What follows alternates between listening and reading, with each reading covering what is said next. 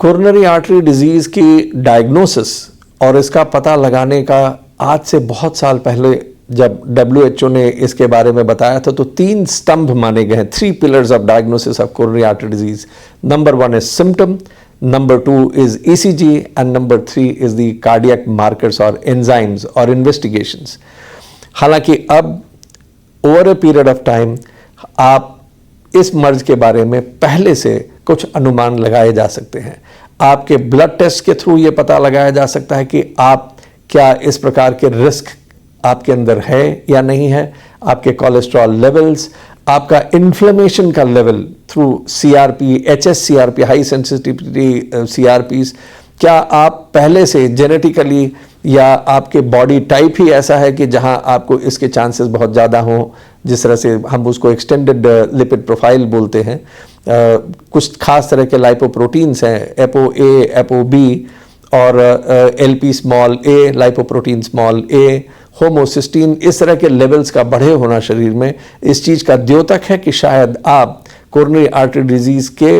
होने के ज़्यादा चांस हैं आपके अंदर। और अगर हम ECG में एबनॉर्मलिटी देखें या कुछ डाउटफुल सिम्टम्स हो तो उनको कंफर्म करने के लिए कई तरह के स्ट्रेस टेस्ट हैं, जिनमें से TMT, stress echo, dobutamine stress echo, stress thallium, stress myocardial perfusion imaging की तरह तरह की किस्में हैं, जिसके थ्रू हम ये पता लगा सकते हैं कि क्या हार्ट डिजीज़ ऑलरेडी आ चुकी है, कोरोनरी आर्टरी डिजीज़, क्या कोरोनरी आर्टरी डिजीज़ की शुरुआत हो चुकी है या नहीं। इकोकार्डियोग्राफी एक बहुत इंपॉर्टेंट टेस्ट है जिसके थ्रू हार्ट के स्ट्रक्चर के बारे में पता लगाया जा सकता है और कोरोनरी आर्टरी डिजीज़ के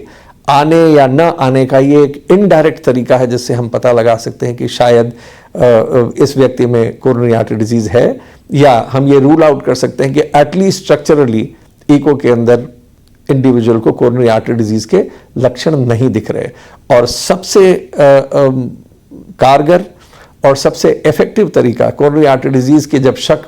पुख्ता हो जाए तो उसके बाद जो टेस्ट है उसको हम कहते हैं coronary angiography. Coronary angiography CT coronary angiography भी होता है और दूसरा ट्रेडिशनल कोरोनरी एंजियोग्राफी होता है। इन 2 तरीकों से आप कोरोनरी आर्टरी डिजीज़ के बारे में पता लगा सकते हैं।